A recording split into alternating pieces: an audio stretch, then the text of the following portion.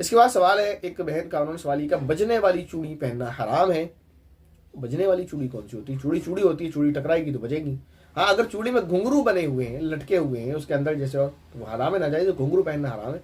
वरना चूड़ी और बजे ना, ये तो सवाल ही नहीं पैदा होता। फिर तो बर्तन भी बजते हैं, और ये तो कहावत भी मशहूर है कि जहाँ बर्तन है तो वहाँ बजेंगे। तो फिर किचन में जितने भी बर्तन है सारे हराम हो गए, फिर तो किचन ही खत्म कर देना चाहिए घर से। क्या करें फिर? ये सब बेकार की बातें हैं जो लोगों में मशहूर है कि बजने वाली चूड़ी। अगर मुराद घुंघरू है तो फिर वो नाजायज़ है, तो वो चूड़ी का ताल्लुक नहीं है। घुंघरू किसी भी चीज़ में पहने आप, चाहे वो अपने कपड़े में दुपट्टे में क्यों ना हो, तो वो नाजायज़ है। और अगर चूड़ी से मुराद सिर्फ चूड़ी है कि वो आपस में टकराएंगे और बजेंगी, तो फिर यह हराम है? तो ऐसा कुछ भी नहीं है। क्यों हराम होगी भाई? इसके बाद सवाल है, खुली छत पर नमाज पढ़ने से नमाज नहीं होती है? अब ये सवाल हाँ इन्हीं का है, बहन का है।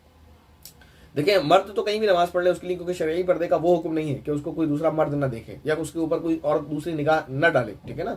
वो औरतों को मनाए कि औरतें उसके ऊपर निगाह ना डालें और वो अपनी निगाह नीची करके चले, ये हुक्म है। लेकिन अगर मर्द को ये हुक्म दिया जाएगा कि ना वो इस चीज़ से बचे कि उस किसी औरत की निगाह उस पर ना पड़ जाए, वो तो मुसीबत में पड़ जाएगा, फिर तो मार्केट खाली हो जाएगी, तो काम कौन करेगा, ठीक है ना।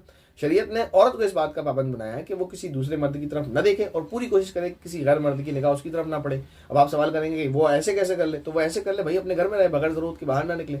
जो बाहर की जिम्मेदारी है वो अल्लाह ने मर्द पर इसीलिए तो डाली है ना, कि औरत घर में सुकून से बैठेगी इज्जत के साथ, और वो सिर्फ टाइम से उसको खाना चाहिए। मर्द कहाँ से कमा कर ला के देगा, देते हैं बेचारे।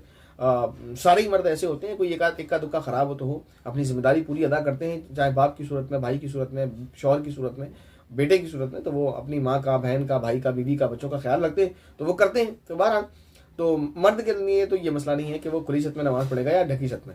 औरत के लिए मसला है, क्योंकि वो जब खुली छत पर नमाज पढ़ेगी तो वो वहाँ पर जाहिर है छतों पर और भी मर्द होंगे तो उनकी निगाह पड़ेगी, तो बिला वजह ये एक अच्छी चीज़ नहीं है, ठीक है ना।